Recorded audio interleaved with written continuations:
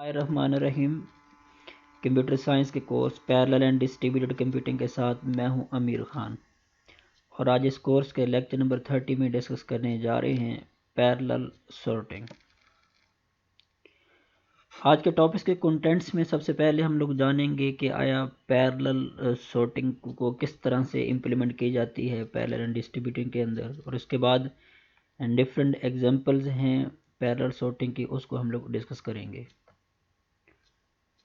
सबसे पहले हम लोग जानते हैं कि आया सॉर्टिंग क्या है। Sorting is a process of arranging elements in a group in a particular order, for example ascending order, descending order, alphabetic order. यानी सॉर्टिंग एक ऐसा प्रोसेस है जिसमें हम लोग किसी भी ग्रुप में या किसी भी पर्टिकुलर ऑर्डर में डाटा को अरेंज करते हैं। वो हमारा जो है ऑर्डर वो असेंडिंग हो सकता है, डिसेंडिंग या कोई और भी ऑर्डर हो सकता है। अब ये हम लोग ऐसा क्यों करते हैं? Make data become easier to access, ताकि डाटा आसानी से एक्सेस कर सकें। Speed up other operation such as searching and merging, बाकी जो ऑपरेशन है उसमें हमें आसानी हो या उसको स्पीड अप किया जा सके। Many sorting algorithm with different time and space complexities, तो बहुत सारे ऐसे सॉर्टिंग एल्गोरिदम हैं जिनके अपनी डिफरेंट टाइम और स्पेस कम्प्लेक्सिटी मौजूद है, जिसके अंदर जो है वो क्विक सॉर्ट है, बबल सॉर्ट है, मर्ज सॉर्ट है, इंजर्शन सॉर्ट है, selection sort and heap sort, और बहुत सारी सॉर्टिंग की टाइप्स हैं जिसको हम लोग इम्प्लीमेंट करते हुए डाटा को सॉर्ट आउट कर सकते हैं।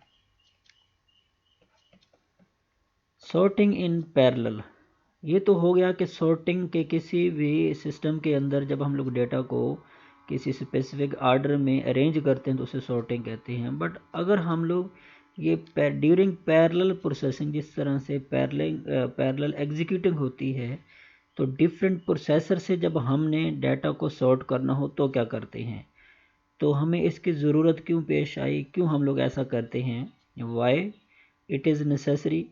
It is a frequent operation in many application, क्योंकि एक टाइम में बहुत सारे एप्लीकेशन के दरमियान डाटा आप लोगों का एग्जीक्यूट होकर आ रहा होता है, तो डाटा सॉर्टिंग हालत में या एक स्पेसिफिक ऑर्डर में होना बड़ा ज़रूरी है, तो ये हमें ज़रूरत है। अब इसका क्या गोल है? Sorting a sequence of values in increasing order using n processors. अब इसमें चूँकि डिफरेंट एन प्रोसेसर इस्तेमाल होते हैं, तो उसमें हर एक प्रोसेसर के अकॉर्डिंगली डाटा हमारा एक सीक्वेंसेस में होना चाहिए, एक स्पेसिफिक इंक्रीजिंग ऑर्डर में होना चाहिए। Potential speed of best sequential algorithm has complexity omega n log n. The best we can aim with the parallel algorithm using n processors is optimal complexity of a parallel sorting algorithm omega n log n divided by n processor, which is equal to log n उसकी complexity है। जब हम लोग किसी भी sorting के हम लोग कम्प्लेक्सिटी फाइंड आउट करते हैं, उसका worst case, best case, average और वर्स्ट केस जो होता है, तो किसी भी जो कम्प्लेक्सिटी है जो नॉर्मल एल्गोरिदम के, उसके अकॉर्डिंगली अगर हम लोग कंपैरिजन करें पैरेलल एल्गोरिदम में, तो उसकी जो भी कम्प्लेक्स ऑप्टिमल कम्प्लेक्सिटी है किसी भी पैरेलल सॉर्टिंग एल्गोरिदम की, उसको हम लोग एन नंबर ऑफ प्रोसेसर को जब डिवाइड करेंगे तो हमें जो उसकी ऑप्टिमल कम्प्लेक्सिटी मिलेगी वो ओमेगा लॉग एन हमें उसका जो है वो रिज़ल्ट आएगा। तो ये कुछ ऐसे गोल थे जो ज़रूरी हैं पैरेलल सॉर्टिंग के लिए जब हम लोग पैरेलल प्रोसेसिंग करते हैं। Design methodologies based on existing sequential sorting algorithm try to utilize all the resources available possible to turn a poor sequential algorithm into a reasonable parallel algorithm. जब हमारे पास बहुत सारे ऐसे रिसोर्सेज मौजूद हैं, नंबर ऑफ़ एन प्रोसेसर मौजूद हैं और बाकी मेमोरी या बाकी जो है हमारे पास रिसोर्सेज मौजूद हैं, तो क्यों हम सिक्वेंशियल एल्गोरिदम की जो पोर कम्प्लेक्सिटी है उसको हम लोग क्यों ना पॉसिबल बनाएं पैरेलल एल्गोरिदम से, ताकि हमें जो रिज़ल्ट है वो बड़े एफिशिएंट और स्पीडली मिल सकें। कम्प्लीटली न्यू अप्रोच है जिसके अंदर आप लोग एक नए एल्गोरिदम जो है वो बनाते हैं, हार्ड टू डेवलप है, some time yield better solution, और इसमें हमें क्या एक नई अप्रोच के अकॉर्डिंगली हमें बहुत सारे बेटर सोल्यूशन हमें मिल जाते हैं, क्योंकि इसको थोड़ा सा डेवलप करना मुश्किल है, बट इसके जो सोल्यूशन है, ये इसके अंदर जो सॉर्टिंग है वो बड़ा जो है वो रीज़नेबल टास्क है, ये इसके जो है एफिशिएंसी सिस्टम की वो इंक्रीज़ होती है। अब हम लोग कुछ एग्जांपल्स लेते हैं कि डिफरेंट हमारे पास सॉर्टिंग एल्गोरिदम है। अगर उन्हीं सॉर्टिंग एल्गोरिदम को हम लोग एक ऐसे पैरेलल एल्गोरिदम में कन्वर्ट करें तो सिस्टम कैसे वर्कआउट कर सकता है। सबसे पहले हम लोग compare and swap with message exchange, जिसे हम लोग सिक्वेंशियल सॉर्टिंग भी कहते हैं, उसके अकॉर्डिंगली अगर हम लोग पैरेलल में इम्प्लीमेंट करेंगे तो किस तरह से इम्प्लीमेंट होगा। Sequential sorting require the comparison of values and swapping in the position they occupy in the sequence. Sequential sorting के अंदर basically दो वैल्यूज़ का आपस में कंपैरिजन किया जाता है, and if it is in parallel, अगर वो पैरेलल होंगे तो क्या होगा, and if the memory is distributed, अगर वो मेमोरी डिस्ट्रीब्यूटेड होगी तो क्या होगा। यानी जब हम लोग किसी भी दो वैल्यू का सिक्वेंशियल सॉर्टिंग करते हैं तो वो तो डेफिनेटली दो वैल्यूज़ आपस में एक्सचेंज हो जाती हैं अगर वो रॉन्ग ऑर्डर में हो। लेकिन अगर हमने ऐसा पैरेलल में करना हो या हमारी मेमोरी डिस्ट्रीब्यूटेड सिस्टम हो तो क्या होगा। तो इसके लिए दो वर्जन देख लेते हैं। सबसे पहला जो वर्जन है, P1 processor sends A to P2, this compare B with A sends to P1 the minimum A of B। अगर ये सिंगल सिस्टम है तो हम ये ऑलरेडी मेथड जानते हैं कि दो वैल्यूज़ अगर रॉन्ग ऑर्डर में हैं तो उसको एक्सचेंज करा दें। लेकिन अगर ये पैरेलल प्रोसेसिंग में है, सपोज लेट्स सपोज कि यहाँ दो प्रोसेसर जो हैं वो वर्कआउट कर रहे हैं, तो क्या होगा, P1 के पास भी अपना डाटा होगा जिसमें डिफरेंट वैल्यूज़ को वो कंपैरिजन करने के बाद उसकी पोजीशन जो है वो एडजस्ट करेगा। इस तरह से प्रोसेसर 2 भी डिफरेंट सीक्वेंशियल सॉर्टिंग को मद्देनज़र रखते हुए डिफरेंट वैल्यू को राइट ऑर्डर में ले आएगा। लेकिन जब ये दोनों वैल्यू आपस में मर्ज होंगी तो फिर किस तरह से जो है ना डिफरेंट स्टेप्स होंगे। तो इसमें क्या होगा, P1 जो है डाटा P2 को ही सेंड करेगा और उसके बाद फिर जो है उनके दरमियान कंपैरिजन होगा। अगर वो राइट ऑर्डर में हैं तो सही है, अदरवाइज उनको फिर जो है प्रोसेसर P2 जो है वो उसको जो है उस ऑर्डर में सेंड करेगा। इसके लिए कंडीशन हमें लगानी पड़ेगी, क्या, if A is greater than B then जो है वो बी उसको वैल्यू सेंड कर देगा, अदरवाइज कौन सेंड करेगा, अदरवाइज ए प्रोसेसर जो है उसको सेंड आउट कर देगा। इस तरह से हम लोग ये जो है एल्गोरिदम दोनों प्रोसेसर के अकॉर्डिंगली लगाएंगे, प्रोसेसर 1 और प्रोसेसर 2 के अकॉर्डिंगली। तो इसलिए जो है एग्जैक्ट डाटा जो होगा वो हमारा स्वैप हो जाएगा। अगर इसके वर्जन 2 में देखें तो क्या होगा, अब इसमें जो है हमने वो देखना है, P1 sends A to P2, P2 sends B to P1, P1 does A is equal to A। अब इसमें बेसिकली होगा क्या कि अगर आप लोगों का डाटा जो है वो ऑलरेडी जो है, अब इसके लिए बेसिकली यहाँ डुअल रोल हो रहा है और डुअल वर्किंग हो रही है। वो कैसे हो रही है कि P1 प्रोसेसर में जो A डाटा है वहाँ कंपैरिजन किया जाएगा B डाटा के साथ। If A is greater then B, अगर ऐसा है तो फिर क्या कर देगा, P1 जो प्रोसेसर है A डाटा को P2 को सेंड कर देगा।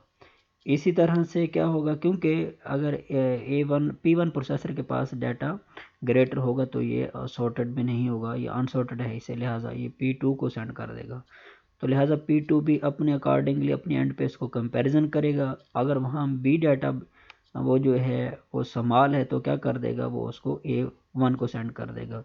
यहाँ एक तो डिफरेंट प्रोसेसर के दरमियान वो जो है वो स्वैपिंग हो रही है, वहाँ सॉर्टिंग हो रही है, और विद इन प्रोसेसर भी उसकी सॉर्टिंग हो रही है। अब यहाँ जो डाटा पार्टीशन है वो किस तरह से होगा, वर्जन फर्स्ट में n numbers and p processors हैं। तो नंबर ऑफ डाटा को p प्रोसेसर जो हैं और जो जितने भी नंबर ऑफ प्रोसेसर होंगे उनको असाइन किया जाएगा, जिसमें ओरिजिनल जो नंबर्स हैं P1 के वो, और इस तरह से P2 को भी एक ओरिजिनल जो नंबर्स हैं वो असाइन करेंगे।